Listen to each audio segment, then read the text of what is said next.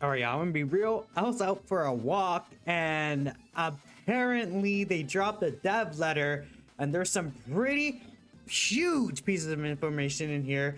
I ran home to go ahead and cover this, so if I sound a little out of breath sometimes, that's because of it. But this is incredibly good news. I mean, the whole pay-to-win thing of Gekishin Squadra was that characters originally were not available when a season does drop, such as Super Saiyan 3 Goku. Super Saiyan 3 Goku is very, very powerful, very strong. He came out, and right now he's still only purchasable. It's only when season 2 is about to begin that this guy is going to be available to be free to play through the star system, and that's how they're going to implement characters in the future. When they release, they will be available for 250 dragon gems, and eventually they're added to the star grade. Before, this used to be only the next season onward, but they made some huge changes with this. So we could actually just take a quick look here. So season 2 update directions. This is about stuff that they couldn't talk about in Squadra Talk. And again, these Squadra Talk videos are made in weeks and months in advance. So quick updates that were not in the original pipeline are better communicated through these letters. Stuff that is literally a direct feedback from the player base and the community. So we see new heroes starting from season 2. The period where new hero characters acquisition is limited to dragon gems is going to be greatly shortened. Our original direction was that new heroes will be added to the star roster after a season worth of time has passed. But from season 2 onward, it will be new heroes will be added to the star collection when the subsequent hero is added to the in-game roster. For example, Super Saiyan 4 Vegeta is going to be available in the star collection when Ultimate Gohan makes his appearance in game. And I do talk about this here, but that's going to be the same for every future character. So again, we could see here when Super Saiyan 4 Vegeta is in game, he's only going to be purchasable. But when the next character, Ultimate Gohan, releases, Super Saiyan 4 Vegeta will be available for free in the star upgrade. Same thing with Ultimate Gohan. Legendary Super Saiyan Broly is the third character to release. When Broly's out, Ultimate Gohan will be available free to play, and then so on and so forth. Whatever the season 3 character is going to be, Broly's going to be free on that season 3. So that's really, really good. And it is roughly like a 2 to 3 week wait, but I think it is still way better than waiting for the entire next season, because again, these seasons usually would take 2 to 3 months. So you're shortening that by like 6 to 8 weeks potentially. That is an insanely good change, honestly. And again, I'm very, very excited here. And of course, to catch up with the new role, heroes that were added during season 1 will all be available through Star Collection from season 2, because they were gonna add them periodically. Basically, it seemed like every, like, how to explain it, when after two characters release, then that hero that was the first hero would be added, if that makes sense. So Super Saiyan 3 Goku was going to be added when Super Saiyan 4 Vegeta came out, Gotenks would be added when Ultimate Gohan came out, and Topo would be added when Broly came out. But now it's going to be a lot quicker, and because of that, Topo, Super Saiyan 3 Goku, and Gotenks will all be available when season 2 does start, completely for free. And of course, as originally intended, the maximum cap of Star Collection will be expanded as new heroes are added. So we'll see exactly how that looks like when season 2 actually does drop within 2 days or so. Star Collection battle changes, or balance changes, my bad. Receiving player feedback, we have made positive changes to the overall acquisition rate of Zenin hero memories. One of the first major changes is locking the first reward slot of memories when concluding the match to always provide for the hero that the player has used in the round. So again, no matter what, you're always going to get the memory for the hero you're playing. It's not going to be so for some other random character. Like if you're playing Vegeta, you're not going to get Krillin memory or something random like that. That's only for the first reward slot. There's multiple reward slots. The second one and beyond, which is unlocked by owning more heroes, will still provide random heroes and memories. Another major change is to remove the cap for available bonus points when choosing the flex role. So now players can receive bonus points as many times as they play with the flex role. and bonus points rewards for specific roles will still be random. So sometimes there's like random kind of rewards available, but if you always play the flex role, you're always going to receive bonus points, which will let you get more zenny, which is pretty good. So as long as you're flexing, you're able to get more zenny and have more upgrades available to you. Now, newly started players will also have access to Super Saiyan Vegeta and Piccolo after finishing the tutorial without having to choose them in the Star Collection. Before it was only Super Saiyan Goku, but now you have both Vegeta and Piccolo as well, which is a very good change. Now, they're actually addressing another really big issue here that people had with the game, which is related to PvP and just ranked matches in general. Firstly, rank points. So rank points acquisition on wins, as well as the decrease in losses, has been tuned for a more accurate and comfortable matchmaking experience.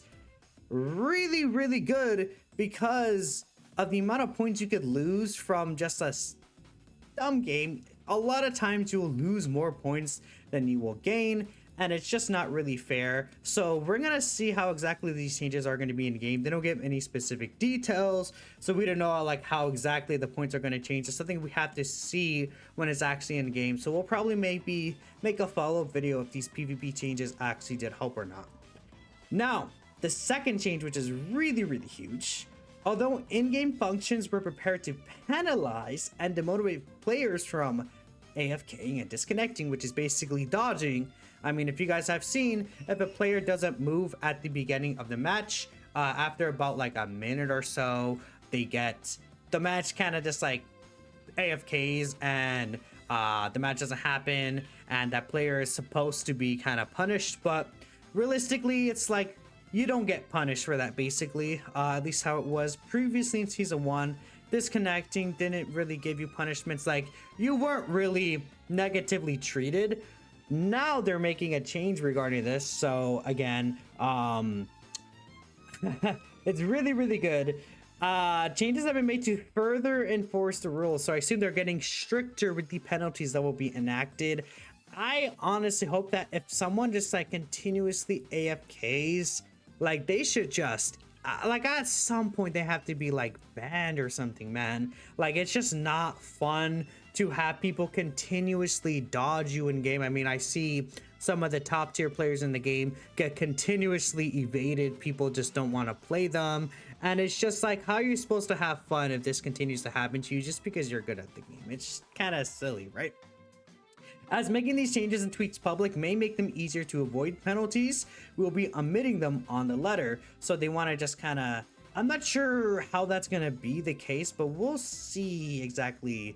I guess it's, I don't know, there could be so many kind of reasons for this. We would like to reiterate, we do not tolerate intentional actions that are an detriment to others, and will continue to pursue a cleaner and healthier player environment.